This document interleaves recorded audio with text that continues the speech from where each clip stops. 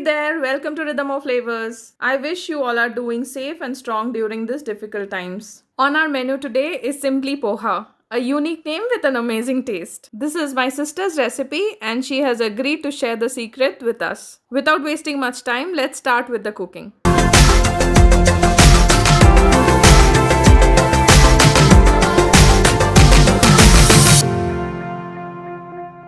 Subscribe to my channel and be with me in this journey. Comment and let me know if you want me to share more of her recipes. I will surely convince her. Let's start. In a pan, take about 3 to 4 tablespoons of oil. First, we will fry the peanuts. Skip this step if you do not like peanuts. Fry them until done and keep them aside. Added another 4 to 5 tablespoons of oil. Once the oil is hot enough, she starts adding 1 tablespoon of mustard seeds and 1 tablespoon of cumin seeds. Once they splutter, she adds 1 sprig of curry leaves. After a couple of minutes, it's time for 1 big onion chopped. Sister gives out her first tip, which is a twist. Fry the onion until they are almost brown in color. This will take some time. While it is getting fried, add 1 tablespoon of turmeric powder and half tablespoon of chili powder, which you can adjust as per your taste. Drop them to the pan.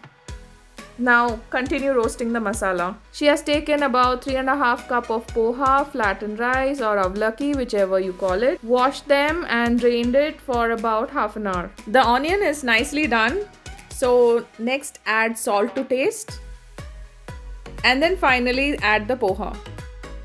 So do you notice the poha is almost dry? She tells this is an important step so that the dish doesn't become soggy. Now slowly toss all the ingredients. Finally add about 3 tablespoons of lemon juice. You can adjust this based on your preference of tanginess. Stir for a while more. Finish it by tossing in already fried peanuts. Oh, my mouth is already watering. Let me get my plate ready. While you go try it out yourself, enjoy the yummy yet simple poha dish. You can also find the ingredients list in the description box below. Please take care of yourself and see you on the next recipe.